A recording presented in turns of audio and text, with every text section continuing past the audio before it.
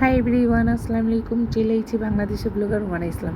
আর দেখবার পারতেছেন আজকে একেবারে ভাইবা নিয়েছি পিৎজা বানাবো। আর পিৎজা বানানোর লেগে এখানে একটু একটু করে সব রেডি করতেছি।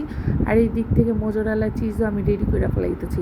মোজরেলা চিজ দিলে যে কি মজা লাগে এটা একেবারে কোয়ার বাইরে। আর আজকে ভিডিও ভালো লাগলে অবশ্যই একটা লাইক আর সাবস্ক্রাইব দিবেন। আর বুঝবারই পারতেছেন পিৎজা বানানোর লেগে ডো রেডি করে ফেলাইছি একেবারে দুপুর 12টার দিকে। আর পিৎজা বানাইতে আয়া পড়ছি 4:30 5টার ভিতরে। আর যতক্ষণ এটারে ডোটা তৈরি করে ঢাইকা রাখা যায় আর যত বেশি ফুলবো অত বেশি রুটিটা সফট আর নরম হইব। তা আমি দিলে দিলে ভাবতেছিলাম রুমানা ইসলাম তো দেখি সবই পারে, তো পিৎজা বানাইতে পারবো না কিল্লা। আমার দুইটা আব্বাজান কইতাছি আম্মি যান এবার তো আপনার হাতেরই পিৎজা খাবো। তা আমি কিছু আব্বাজান আপনার টেনশন নিয়েন না, আম্মি জান আছে না, আম্মি জান আজকে আপনার করে পিৎজা বানিয়ে খাইব। তারপর ভাবতেছি যে একটা পিৎজা বানাইলে তো হইবই না, কাড়াকাড়ি মারামারি লেগে যাব। তো দুইটা পিৎজা বানাই ফেলাই। আর দুইটাই পিৎজা বানাবো একেবারে বিফ দিয়া, কারণ আমার যে জানে আমার স্বামী আবার চিকেনটা খাইবার চায় না। আর এদিকে একেবারে পিৎজা সস একেবারে রেডি কইরা আগে একটা পিৎজা রেডি করে ফেলাইতেছি। তো এখানে পিৎজার উপরে সসটা দিয়ে আলাইছি। আর দিলে দিলে ভাবতেছি যে পিৎজা তো বানাই বাড়াইছি, পিৎজার রুটিটা একেবারে সফট হবে কি না। আমি কইছি রুমানা তুই টেনশন নিস না, পিৎজা একেবারে পারফেক্ট হইব। পিৎজার রুটি যে হারে ফুল ছিল না এটা তো আমি ভিডিও করবারই পারি না। তারপর আমি ভাবছি যে থাক যা হইব তাই হইব, আগে একটু বানাইয়া দিই। আর এদিক থেকে সসের উপরে মোজরেলা চিজ দিয়ে আলাইতেছি। আর দিলে দিলে ভাবতেছি এই ভিডিওটা আমি সেন্ড করবার পারবো কিনা, কারণ নেটওয়ার্কে যে প্রবলেম আর দেশে যে অবস্থা চলতেছে না, একেবারে দিল দিমাগ পুরাটাই খারাপ। আর এই দিল দিমাগ খারাপ দিকে ভিডিও করবার পারতেছি না, দিবারও পারতেছি না, আর ডাউনলোডও করবার পারতেছি না। যাই হোক, এই যে পিৎজা তো বানিয়েছি 2 দিন আগে। আর এদিকে দেখবার পারতেছেন আমার বিফগুলাকে ফ্রাই কইরা ফেলাইছি। আর এখন আমি পিৎজার উপরে বিফগুলোও দিয়ে আলাইতেছি। বিফের পরিমাণটা একটু বেশি দিচ্ছিলাম, যেহেতু বানাইতেছি একেবারে দিল খুল্লা বানাবো, যাতে পিৎজা কামড় দেওয়ার লগে লগে খালি বিফগুলো মুখে যায়।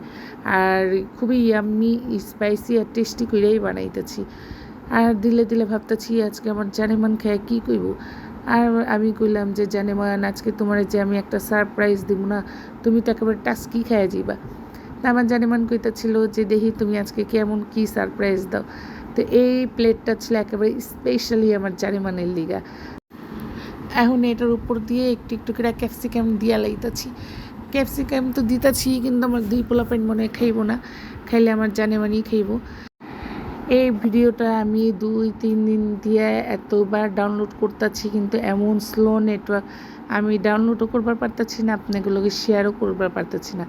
তো আজকে ভাবতেছি যে আল্লাহ করতেছি এবার যাতে ডাউনলোড করবার পারি আর আপনাদের মাঝে একটু শেয়ার করবার পারি, কারণ একটু নতুনভাবে প্রথমবার পিৎজা বানাইতেছি, কিন্তু আপনাগুলোকে যে শেয়ার করবো না তা তো হইবারই পারে না।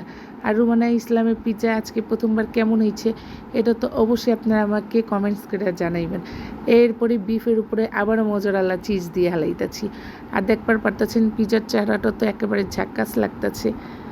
আমার কাছে তো একেবারে ঝাক্কাস লাগতেছে, আপনাদের কাছে কেমন লাগতেছে আমারে কমেন্টস করে জানাইবেন।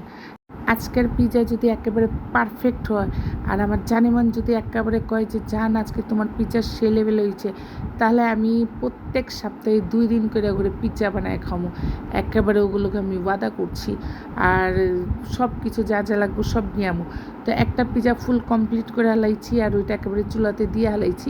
এখানে আরেকটা পিৎজা আমি প্লেটে সাজিয়ে নিতেছি।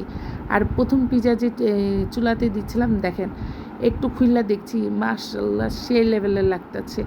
আর দেখতেছি একটু ভিতরেরটা আটাটা হয়েছে কিনা, একদম পারফেক্ট পুরা কুক হয়ে গেছে। তারপর আমি আবার ঢাকনা দিয়ে ঢাকা লাইতেছি। তারপরে গিয়ে আবার আরেকটা পিৎজা চট জলদি রেডি করে ফেলাইতেছি। আর দেখবারই পারতেছেন এটাও চুলাতে দিয়ে দিচ্ছি। আর এটাতে এই যে এখন প্রথমটা একেবারে ফুল কমপ্লিট আর দ্বিতীয়টাও একেবারে ফুল কমপ্লিট। তো এখন ভাবতেছি পিৎজাটার একেবারে কাইটটা হালাই। আর এই যে পিৎজাটার তো দেখার পিৎজার গ্রানটা শুনে তো একেবারে দিলটা ভুইরা যাইতেছে। আর আমি এত সুন্দর পিৎজা বানাইবার পারি আমি তো আর এইটা জানতামই না। আর আজকে পিৎজা তো সে লেভেলে রয়েছে।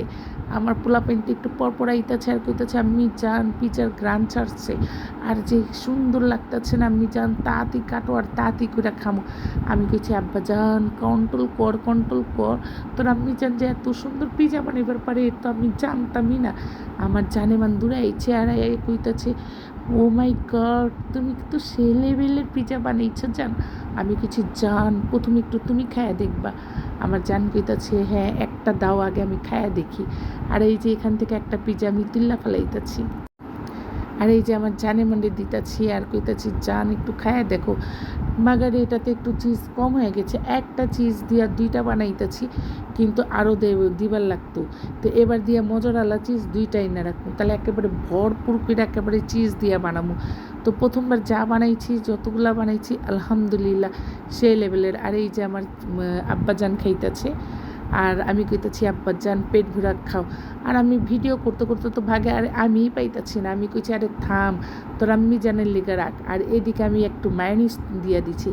মায়োনিজ দিয়া পিৎজা খাইতে তো সে লেভেলে লাগে, কিন্তু মায়োনিজতে সস দিবারই ভুল লাগিয়েছি। আর এই যে প্লেট আস্তে আস্তে খালি হয়ে যেতেছে, আর একেবারে চুলা দিয়ে নামায় গরম গরম পিৎজা, ওফ মাই গড। আর দ্বিতীয় পিৎজা এটা, আর দ্বিতীয় পিৎজাটা একেবারে রেডি হয়ে গেছে। এটার এখন কাইটটা কুইটা একেবারে রেডি করে খাইয়া ফেলামো। তো আজকের পিৎজা আপনাদের কাছে কেমন লাগছে অবশ্যই অবশ্যই আমার কমেন্ট করে জানাবেন। আর আজকের জন্য আমি এখানেই বিদায় নেব। আপনারা সবাই ভালো থাকেন। আল্লাহ হাফিজ, আসসালামু আলাইকুম।